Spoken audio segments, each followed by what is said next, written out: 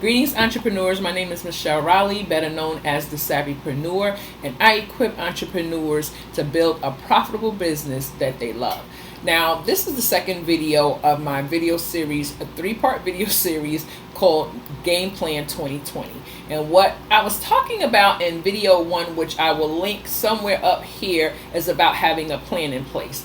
But before I do that, why don't you go ahead and, if you haven't, subscribe to this channel and hit that notification bell so you will be notified when I upload new videos. So what I talked about in video one, just to recap, is I talked about having a plan in place, making sure that you know your goals and objectives going into, being able to execute on that plan, and also making sure you are repurposing content. Because I don't know about you, but me, I have so much content on my laptop, so many files, so much information. And I'm sure even when we post on our social media platforms, not everybody has seen your information. I mean, sometimes we're not consistent in keeping the ball rolling. So we can also go back and make sure that content is updated. We can, go back and put a fresh spin on it and go back and do things to make sure that content will get seen. So you don't have to keep going back and recreating the wheel. But go ahead and look at that video one so you can gain the tips from that video. Now in this video, what I want to talk about is for those entrepreneurs that maybe you have a website, or maybe you're in the process of getting a website done. But what you need to have in place, because businesses, they all the time, change their terms of service policy, their privacy policy, maybe even their customer service policy. But those things you want to have in place as a business owner. You want to make sure that you are not only just protecting your business, but you're protecting those who shop with you.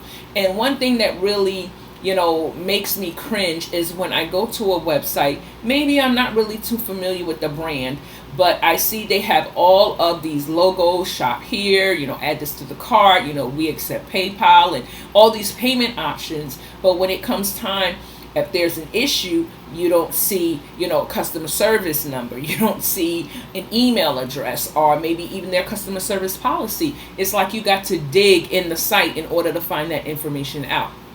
And what I think that is a good practice for us as entrepreneurs is that we be transparent. In your navigation bar, you can have your contact me, and then you can have a drop down arrow that has your terms of service. You have your privacy policy and your customer service terms. And then you can easily make a form. That way it can have any information that maybe a customer bought something and they have, an issue, then they can just go ahead and fill out that form, and you will get the email and you will be able to address their issue. I think we should make it really easy for people to contact us. Sometimes as an entrepreneur, we get so overwhelmed or maybe, anxious to say, well, if I put this in my privacy policy, then, they'll ask for a refund. But if your product or your service is top notch and is good, they're not going to do that. But you want to ensure that they will purchase with you because you have that available on your website. Nowadays, consumers are being very smart, they're being very savvy, so they want to make sure that if they're spending their money with a brand that they're really not familiar with, maybe they've seen you on social media, on Facebook, on Instagram, or what other channels that you are on, and they liked something about what you showed or you offer, and now they want to go ahead and make that purchase. So in order to, calm their fears from shopping with someone that may be new, you want to make sure that you are making it easy for them to say, listen, I value you as a customer, and here's my policy. Here is the, if you need to return something, here are our terms, or whatever that is, and how you want to put it out there. But make sure that it is up there on your website and you're very transparent with that in the process.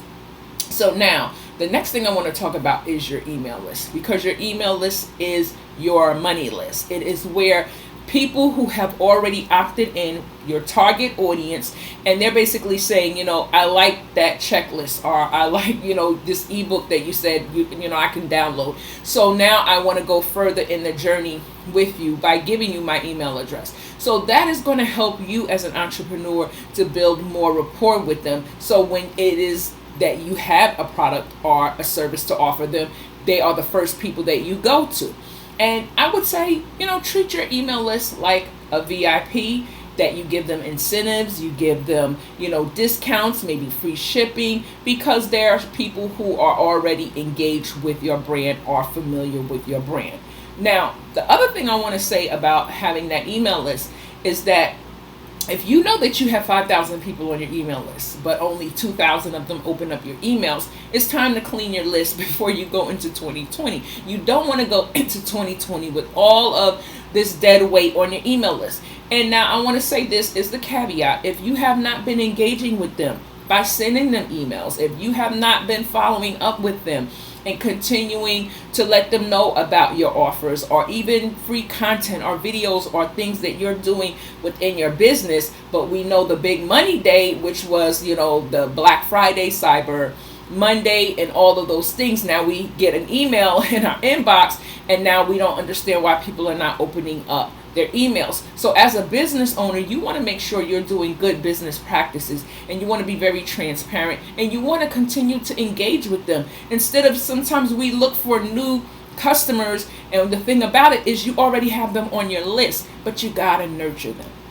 So with that being said, make sure that you're cleaning up that list, and I would even go a little step farther to say, if you in some way kind of dropped the ball and have not been consistent in that, then just, create an email, apologize, say, going into the new year, I'm changing certain things that I'm doing in my business. I'm going to show up. I appreciate you for, subscribing to my email list. And as I go into the new year, I hope that you will take this journey with me, that I will be more consistent, and whatever that is, or however you want to spin it. So this way you can give them the opportunity to say, would you still like to receive emails from, the business? If not, then I understand. And I thank you for, the journey that you took with me thus far, because it's really letting them know that, we all make mistakes and we all sometimes fall short. But the whole thing of it is that you are trying to course correct, but you want to give them the option to either stay on your list or basically, leave altogether. And that's a good thing, because you don't want to be sending